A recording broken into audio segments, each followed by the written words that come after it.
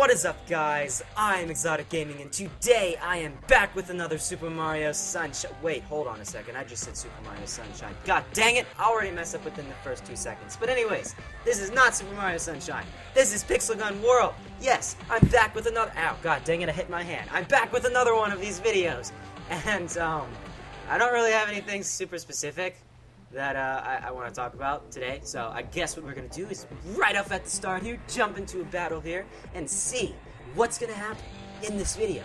I don't really know what's going to happen, but we can hope for the best here. I have the same gun. Oh, shoot. Oh, God, just hit my microphone. Hopefully the audio's not any different. But anyways, I kind of want to go into Pirates, because in Pixel Gun 3D, Pirates is not super common, and, you know, change of pace. There are 2 people on the enemy team, so, you know, that's enough. Oh, well then, that happened. Okay, I guess that worked out in my favor. That guy just blasted me onto an escape boat, like Titanic, you know, escaping. Hi there, where's the enemy team, mate? Oh, there you are, you're a sneaky man. Well, you know what, I'm sneakier, because you didn't even see me. But anyways, as you guys can see, this is not Pixel Gun 3D. Remember yesterday, or 2 days ago, I did a video and I talked about in the video that I would upload a video on the new updated Pixel Gun 3D because I would have gotten my Elgato HD60. Well, so I live in a gated community in my neighborhood, and we were all out watching the movie Ant-Man yesterday, and it's a cool movie, and I died. Fantastic. And because we were out watching the movie, the people who deliver, Amazon, they have to actually go, like, ring a doorbell for our gated community, because there's not actually a person that lets them in. You just have to ring it, and hopefully somebody will pick it up and actually deliver and allow you inside the gate. Well, we weren't there, so we couldn't allow the guy into the gates, and that meant that he couldn't actually deliver the Elgato. I said it with a freaking British accent. God dang it. Elgato HD60. So, yeah. Hopefully, like, in maybe a couple of hours, I'll be getting it. So, you know, that'll be like late today, the day that this is being uploaded. And that's not really enough time for me to actually, you know, set it all up and then post a video on it. So, I'm going to save that video for tomorrow. Hopefully, if it comes out tomorrow, then that'll be amazing. So, it'll be like one more day of wait, guys. I promise you, it'll be worth it. It'll be so much worth it. Okay then, that happened. That guy just, like, dissolved right in front of me. That was pretty intense, if you ask me. Alright, so, there's a guy somewhere near me in my general area. No idea where he is. That's where he is. That's where he is. Hey, bye-bye. Oh, you stupid little nibbly. You think you can just use your solar power cannon on me just like that? You know what? I just checked my connection. You better check yours, because you're not going to live anymore next time I do that.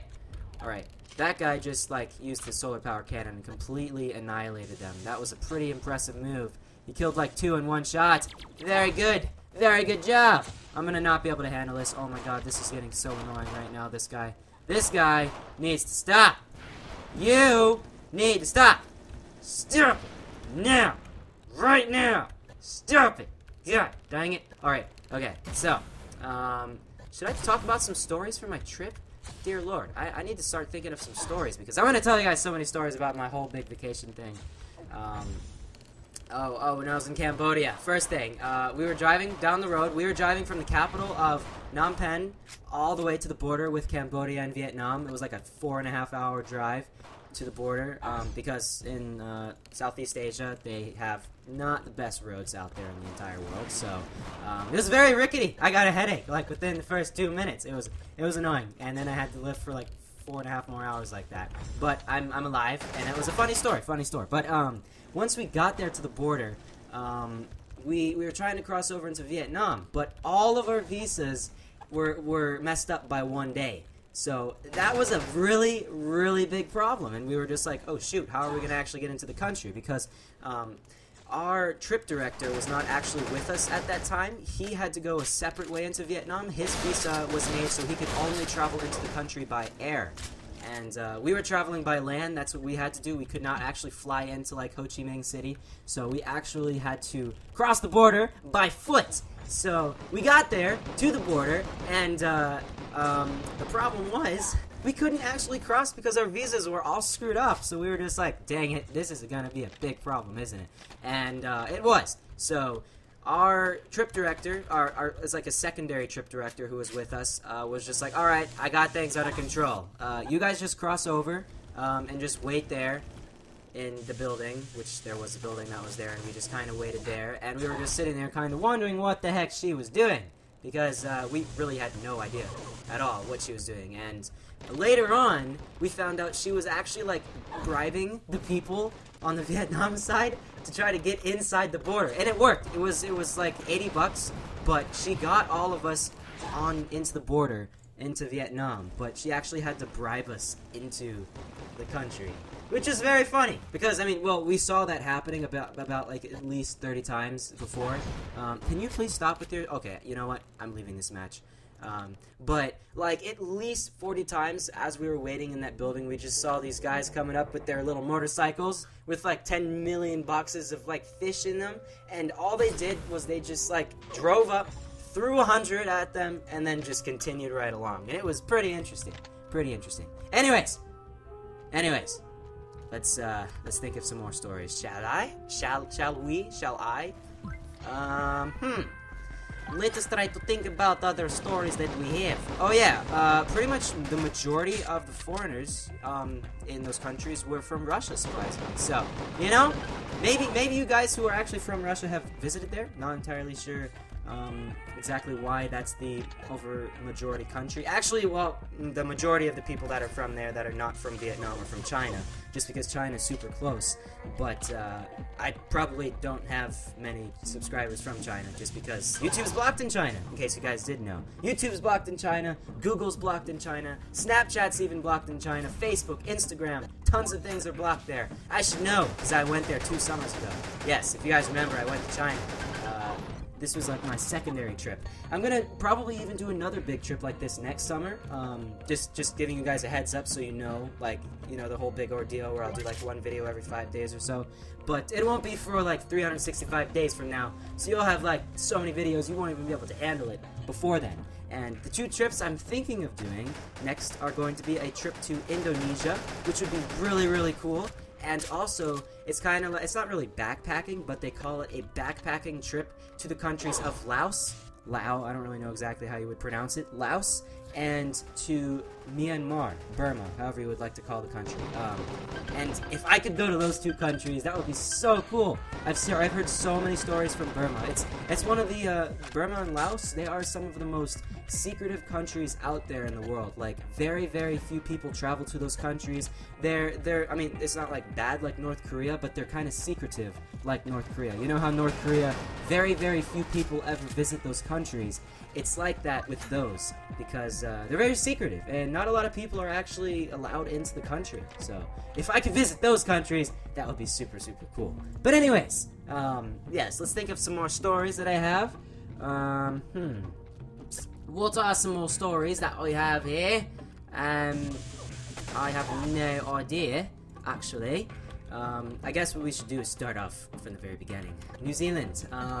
So yeah, we got there to the town of Queenstown, the big ski town of New Zealand, and we were just kind of chilling there for about 5 days. We did the luge that was over there. If you guys know what I'm talking about, the luge is like this awesome slide type thing where you take a sled down and you go like 30 freaking miles an hour down this awesome sled thing, and that's so cool. It's so cool. I mean, like, I swear, it was like one of the coolest things I've done in a while. And then we had some cool restaurants. We went to some pretty cool restaurants to eat food and stuff. Had a lot of good food over there. We went to the top of a chairlift. It was like the world's steepest or second steepest chairlift in the world. And we basically, okay, this guy needs to die. This guy, god dang it. Oh my gosh, I'm not gonna get any points. What's my score? 2. That's freaking terrible. Okay, probably it's because I'm kind of sidetracked by telling a bunch of stories. But anyways, you're dead. You are very much not alive right now. Hello, you little failure. Oh snap, it's a turret. Alright, so, let's see. This thing. Oh, hey there. Hey, bye-bye. God dang it. All right, let's leave this match. Let's leave this match. Try to find something a little bit different, because I was in Arabian Dust last video. Let's go to Paradise Resort. I like some of the longer range matches, but yeah. So we did the luge over there in New Zealand in Queenstown. We did this thing. The coolest thing I did all summer. Was called the Shot Over Jet Boat. Maybe you guys from New Zealand have heard of that before. Maybe even people from other countries have heard of it. It's a super famous thing. Basically, you go in these super narrow canyons in a river, and you basically take a boat that goes like 50 miles an hour, some ridiculous. It's like, I don't know. It's like 80 kilometers an hour or something like that through a canyon that is at most 10 meters wide. You know, that's like 25-30 feet wide, so it's insane, and the guys do like 360s through that and stuff. Oh my gosh, so cool, so freaking cool. But anyways, yeah, so I was there in New Zealand. I saw something called the haka. It's like the traditional Maori tribal dances and stuff. I went to this place that was where they filmed all of these super famous movies like The Hobbit and The Lord of the Rings. I saw Isengard. Saw that place. Yeah, it was really freaking cool. And then we went over to Brisbane, Australia. I went on the Brisbane Eye. We pretty much stayed there just a night before we went over to a very popular place called Tangalooma Island Resort. Basically, that's just like a big beach resort. Very cold water, though. Very cold water. We went snorkeling through some man-made shipwrecks, which was really freaking cool. We, let's see what else we did. We, gosh, it's hard to remember. Oh yeah, we did this thing's called sand tobogganing, and basically what we did with those was you took a little board, not very big, and with that board you went up to the top of a sand dune that was about 30 meters tall, about 100 feet tall, and you pretty much took this board and you slid down the thing. It was so cool, so freaking cool. Yeah, so we had an awesome time like that. Desert safari as well. Let's see what else we did. We went, what did we do? Hold on a second. It's hard to remember all the things we did. There are several other things we did there in Tangalooma Island Resort, but then we went over to a little tiny town that is west of Cairns, Australia. That is in northern Queensland, so it was very temperate, you know, pretty nice temperatures.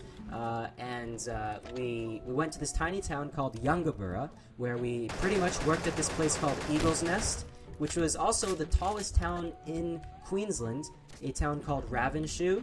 And basically we worked with a bunch of the local Australian animals. We worked with koalas and dingoes and kangaroos and wallaby and stuff like that. All of those awesome animals, we did some work with those.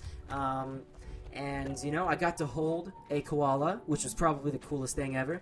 If I ever do a face reveal, guys, then I'll surely show you guys that photo eventually. So, you know, you guys can see that, because that's really freaking cool. Let's see what else. Then we went over to Cairns. In Yungaburra, we pretty much just did the community service. We also did a nighttime kayaking type thing where we kayaked in a lake and we saw some platypi, whatever the plural of platypus is, no idea. We saw some platypi, and we saw echidnas, all those cool nighttime creatures, and you know, it was just like a really cool day. Gosh, what else? This guy's gonna kill me. Alright, no, we actually killed each other. Then we went over to Sydney, and in Sydney, I went up on top of the Sydney Harbour Bridge. Gosh, hold on, if I can remember. I went to, freaking the Opera House. I went to, let's see, hold on, let's think. I went, oh no, wait, I completely forgot what I did in Cairns. The main thing that we did when we were there was I went, snorkeling in the Great Barrier Reef. How cool is that? Snorkeling in the Great Barrier Reef. That's freaking awesome. So yeah, we were there, and it was like a 2-hour boat ride up to the Great Barrier Reef. Oh god, I got so seasick. That was pretty bad. I threw up a bunch of times. That was not the best experience, but it all made up for it once I got out into the water and I saw how amazing the Great Barrier Reef was. That was one of the coolest experiences I had all summer, and probably ever. So yeah, definitely, if you're from Australia and you have not done that yet, you have to, alright? You need to.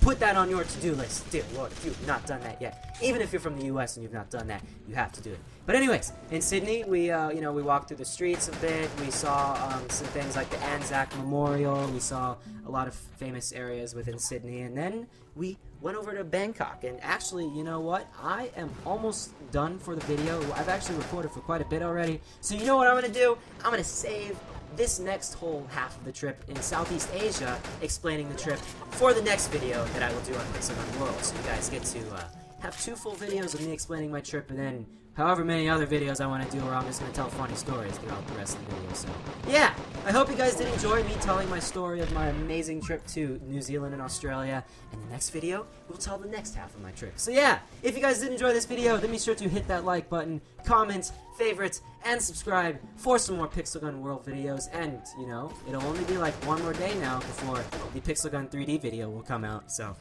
if you guys have stayed this long, you're awesome. And you know, it's almost there. The time has finally come where I can finally do Pixelgun 3D again. So yeah, let's get 1 more kill here with actually 2 more kills. Let's get one with the solar ray rifle. This guy's not. Oh, I got him. Long range because why not? Then with the Hellraiser, last kill. And we got him. Did we? Yes, we did. So yeah, thank you all for watching again, and I'll see you all in the next video.